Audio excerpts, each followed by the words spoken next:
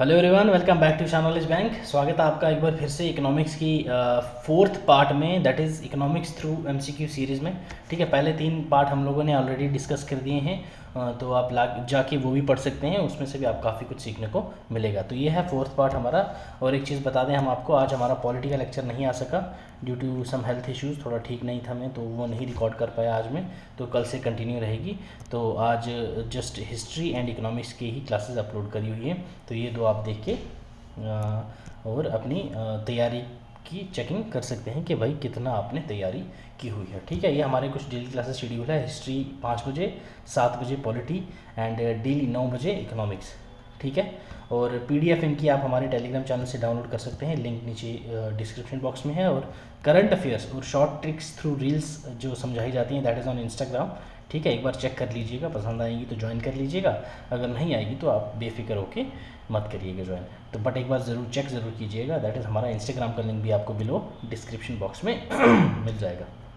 चलिए स्टार्ट करते हैं with question first. Micro economics is also called theory of profit, theory of loss, theory of price, theory of expenditure, that is theory of price. ठीक है, micro economics जो है उसको हम theory of price भी बोलते हैं। ठीक है, ये जो थ्योरी ऑफ प्राइस है ये एक माइक्रो इकोनॉमिक प्रिंसिपल है, जो कंसेप्ट यूज होता है सप्लाई एंड डिमांड को डिटरमाइन करने के लिए। ठीक है, और उसके बाद थ्योरी ऑफ प्राइस जो है वो one of the core principle है economic theory, one of the core है किसको, प्राइस डिटरमाइन करने के लिए one of the core principle हम लोगों ने थ्योरी ऑफ प्राइस को मानते हैं। ठीक, question second, which of the following was the first paper. ठीक है, first paper currency issued by RBI. RBI ने कौन सी फर्स्ट पेपर करेंसी जो इशू की थी? ₹1 नोट, ₹2 नोट, ₹5 नोट या फिर ₹100 नोट? तो that is option C, ₹5 note. ठीक है, agriculture income tax revenue goes to which one of the following government in India? State government, central government, collected by state government and delivered to central government, collected by central government, delivered to state government. तो इसका option A है सही, that is state government. ठीक है, who has the exponent of general principle of pricing. ठीक है, micro economics को बोलते हैं, आपको पता ही है। ठीक है, थ्योरी ऑफ प्राइस याद रखना, ये तो ये किसने दिया था? मार्शल्स जी ने। ठीक है, John Marshall. Which among the following imposes a great burden on the poor then on rich relative to sources. ठीक है, ये टैक्सेशन के कुछ टाइप्स हैं, तो इनमें से कौन सा है जो गरीब पे ज़्यादा बर्डन डालता है as compare to rich? Progressive tax, regressive tax, lump sum tax या प्रोपोर्शनल टैक्स? तो दैट इज़ रिग्रेसिव टैक्स। ठीक है, अब ज़रा समझिए ये कौन कौन से टैक्स क्या क्या होते हैं। देखिए पहले progressive tax. Progressive tax is a tax which the tax rate increases, जहाँ पे टैक्स रेट इंक्रीज होती है as the taxable base amount increases. ठीक है, जहाँ पे टैक्स की बेस अमाउंट इंक्रीज होगी वहाँ पे भी टैक्स रेट इंक्रीज होगी। ठीक, then regressive tax is a tax impose on such manner that the average tax rate decreases. ठीक है, average tax rate decreases subject to taxation increases. ठीक है, टैक्स रेट वहाँ पे डिक्रीज हो जाती है जहाँ पे टैक्स जो बेस अमाउंट है वो बढ़ जाती है, तो मतलब प्रोग्रेसिव रेट का उल्टा होता है। ये तो गरीब के लिए उल्टा हो गया। ठीक है, तो दैट्स वाई ऑप्शन बी हमारा सही है। तो ये प्रोपोर्शनल टैक्स क्या होता है?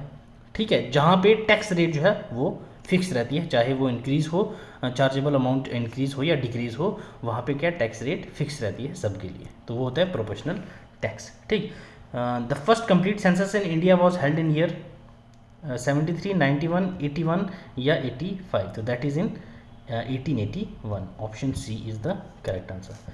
Question 7, Bombay plan was presented in which year? तो बॉम्बे प्लान किस साल प्रेजेंट हुआ था? That is in 1944। तो ये था क्या बॉम्बे प्लान? बॉम्बे प्लान का प्राइम ऑब्जेक्टिव क्या था? To achieve balanced economy and raise the standard of living of the masses of the population rapidly by doubling the present per capita income within a period of 15 year. ठीक है, 44 से लेके ये 15 साल तक ये हमारा जो था ऑपरेशन में था। ये कौन सा? That is Bombay plan. ठीक, next, which among the following bank was designated to as the agency for operationalizing of joint investment fund between India and Oman. India और ओमान के लिए कौन सी एजेंसी बैंक है जो ऑपरेशनलाइज करेगी जॉइंट इन्वेस्टमेंट फंड को? SBI, PNB, HDFC, Union Bank of India. तो that is SBI, State Bank of India. In India, personal income tax is collected and appropriated by central government. Okay. Progressive in nature. Okay. Highest source of revenue for the union government. तो बताइए इनमें से कौन सी statement सही है? 1 and 2, 2 and 3, C second only, third 1 2 3 all of the above. बताओ कौन सा सही है? तो इसमें से जो सही है that is third one, C नहीं सेकेंड वन, ठीक है, that is C, option C is the correct. Progressive in nature, जो अपनी पर्सनल इनकम टैक्स है वो प्रोग्रेसिव है in nature. World economic outlet, ये सर्वे है कंडक्ट कौन करता है? World economic forum, world bank, world trade organization, international monetary fund. तो ये कौन करता है? That is international monetary fund, that is IMF। ठीक, तो ये यूजुअली पब्लिश होती है ट्वाइस इन ईयर, ठीक है, अप्रैल और अक्टूबर में। ठीक है, इसमें क्या होता है? एनालाइज और प्रेडिक्ट किया जाता है global economic development during near and medium term. ठीक है, इसमें इकोनॉमिक डेवलपमेंट मेजर की जाती है और एनालाइज की जाती है, नेक्स्ट प्रेडिक्ट भी इसमें करते हैं। ठीक है, और रिपोर्ट्स बाय IMF और भी कौन कौन सी? एक तो वर्ल्ड इकोनॉमिक आउटलेट है और ग्लोबल फाइनेंशियल स्टेबिलिटी रिपोर्ट, ये दो रिपोर्ट्स कौन देता है? That is IMF। ठीक, याद रखिएगा ये भी। Next, which country is the largest cultivator of sugar cane in the world? ठीक है, दुनिया में सबसे ज़्यादा शुगर केन कल्टिवेट कौन करता है? इंडिया, चाइना, ब्राज़ील या USA? तो option C is the correct answer, that is Brazil. ठीक है, सेकंड लार्जेस्ट कल्टिवेटर कौन है? That is India. ठीक है, ब्राज़ील आगे first, then second largest producer of sugar cane that is India. ठीक है, ओके, याद रखिएगा ये। 21% जो है वो कौन करता है? ये अपना रशिया, देन 18% कौन करता है? That is India. Who holds the CRR deposits of bank? RBI, department of economic affairs, SBI, NABARD। तो ये कौन है? That is RBI। ठीक, CRR होता क्या है? कैश रिजर्व रेशियो, जो शेयर बैंक के टोटल डिपॉजिट का मैंडेट होता है कि RBI के पास आपको मेंटेन करके रखना होता है, that is in liquid cash, आपको किसकी? सिर्फ और सिर्फ कैश की फॉर्म में, that is known also that is known as CRR। ठीक, cash reserve ratio. Nationalization of coal mines in India was done in, coal mines की नेशनलाइजेशन कब हुई थी इंडिया में? 72, 74, 73 या फिर 79? तो दैट इज ऑन 1973। ठीक है, कब हुई थी? 1973 में। A bank opened in SEZs in India comes under which among the following? Special economic zones में जो बैंक्स खुलते हैं उनको हम क्या बोलते हैं? इंटरनेशनल बैंकिंग, डोमेस्टिक बैंकिंग या फिर ऑफशोर बैंकिंग या नेशनल बैंकिंग? ये तो आप लोगों ने ऑप्शंस देख के ही बता दिया होगा, that is offshore banking. Option C is the correct answer. Which of the following is regarded as disguised unemployment? ये मैंने आपको लास्ट सेशन में भी बताया था। Under employment, frictional employment, seasonal employment, cycle employment. ठीक है, फ्रिक्शनल मैंने बताया था ड्यू टू कोविड जिनकी जॉब छिन गई और उनको चेंज करनी पड़ी।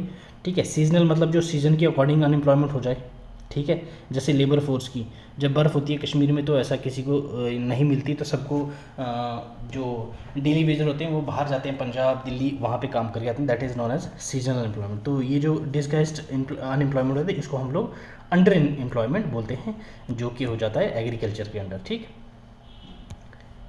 ओके, तो ये था हमारे इकोनॉमी का 4th सेशन। तो इसी के साथ इसको हम यहीं पे समाप्त करते हैं। कोई डाउट हो तो आप कमेंट सेक्शन में पूछ सकते हैं या फिर हमारे टेलीग्राम पे आप हमें मैसेज कर सकते हैं। होप सो आपको समझ आई होगी। तो ऐसे ही फ्रूटफुल डिस्कशन के लिए आप हमारा चैनल को सब्सक्राइब कर सकते हैं। अगर आप नए हैं तो सब्सक्राइब ज़रूर करके जाइएगा। पसंद आई वीडियो तो लाइक कीजिए, नहीं आई तो डिसलाइक करके कमेंट में ज़रूर बताइएगा। आज के लिए इतना ही। आपका दिन शुभ हो। God bless you, keep learning, keep sharing.